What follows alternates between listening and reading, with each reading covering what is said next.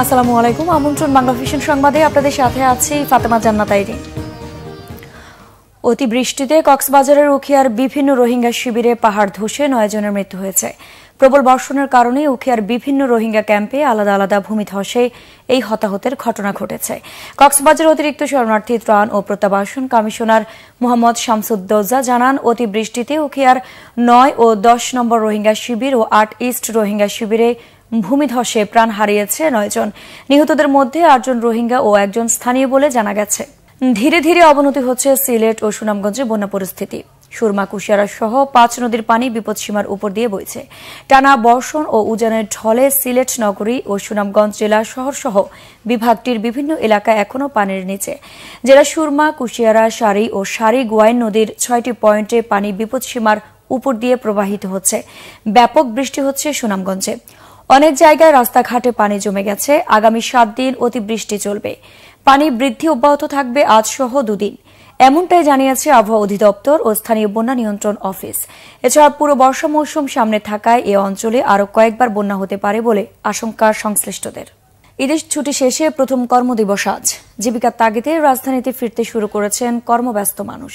Kamalapur rail station, bus terminal আর Sadarghat launch টার্মিনালে সকাল থেকেই ফিরে আসা মানুষের ভিড়।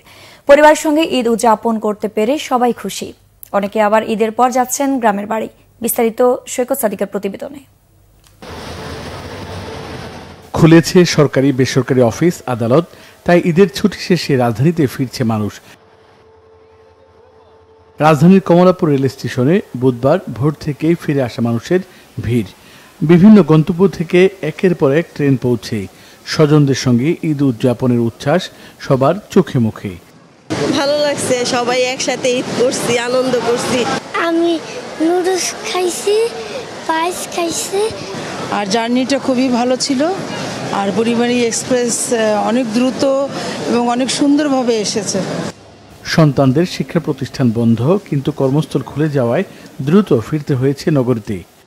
আসলে ঢাকায় তো আসতে হবে, সবাই যারা চাকরি করি কর্ম করি তারা ঢাকায় আসতে হবে। তো এটা নিয়ে আসলে অন্য কিছু ভাবার কোনো সুযোগ নেই। অফিস শুরু হয়ে গেছে, এই যে তাড়াতাড়ি আসা। আমার ওয়াইফও জব করে, ওর আবার আজকে থেকে অফিস আছে, এই জন্য তাড়াতাড়ি আসা। যারা ঈদের ছুটিতে যেতে পারেননি তাদের অনেকে এখন বাড়ি যাচ্ছেন। রাজধানীর বাস টার্মিনালগুলো আর সদরঘাট লঞ্চ টার্মিনালেও ফিরে আসা মানুষের ভিড় দেখা যায়। বরিশাল, ভোলা, পটুয়াখালী, চাঁদপুর সহ দেশের দক্ষিণাঞ্চল থেকে ছেড়ে আসা লঞ্চগুলো ভোর থেকে ভেড়ে সদরঘাটে। সড়ক পথে ভোগান্তি এড়াতে অনেকেই লঞ্চ যাত্রায় স্বাচ্ছন্দ্য বোধ করেন। স্বজনদের সঙ্গে ঈদ করে নিরাপদে ঢাকা পৌঁছে সন্তোষ প্রকাশ করেন লঞ্চ যাত্রীরা। আসলে খুব ভালো লাগছে, মায়ের সাথে ঈদ করাটা আসলে খুব ভালো লাগে। লঞ্চের জার্নি সবচেয়ে ভালো, সবচেয়ে সুন্দর। অনেক অনেক তফাৎ, যে বোঝানো যাবে না নিতে না গেলে।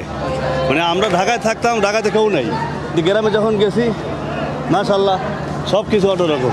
কাকার সাথে, কাকির সাথে, দাদুর সাথে, সবার সাথে দেশে যে ঈদ করে সুন্দরভাবে আসতে পারছি, এজন্য শুকরিয়া জানাই আল্লাহর দরবারে। যাওয়ার সময় গাড়িতে গেছি, আসার সময় আমি লঞ্চে আসছি। তবে স্কুল কলেজ ছুটি থাকায় বাড়তি ছুটি নিয়ে কেউ কেউ আরও কয়েকদিন পর ফিরবেন। তাই ফিরে আসা মানুষদের চাপ শুক্র শনিবার নাগাদ বাড়বে বলে ধারণা করা হচ্ছে। সৈকত সাদিক, বাংলা ভিশন, ঢাকা। কম খরচে বেশি লাভ হওয়ায় গ্রীষ্মকালীন তরমুজ চাষে ঝুঁকেছেন কুড়িগ্রামের নারীরা। রাজারহাট উপজেলায় মালচিং পদ্ধতিতে চাষ হচ্ছে তরমুজ। শতক প্রতি 35,000 টাকা খরচে প্রতি মাসে আয় 1.5 লাখ টাকা। কুড়িগ্রাম প্রতিনিধি শফিকুল ইসলাম বেবুর তথ্য, ছবিতে ডেস্ক রিপোর্ট। মাচায় ঝুলছে বিভিন্ন সাইজের তরমুজ। কুড়িগ্রামের রাজারহাটের লাভলি বেগমের এ ক্ষেতে ফলন এসেছে বেশ। পরিবেশ বান্ধব পলিথিন দিয়ে পরীক্ষামূলকভাবে উঁচু জমিতে তরমুজ চাষ করে সফল হয়েছেন তিনি।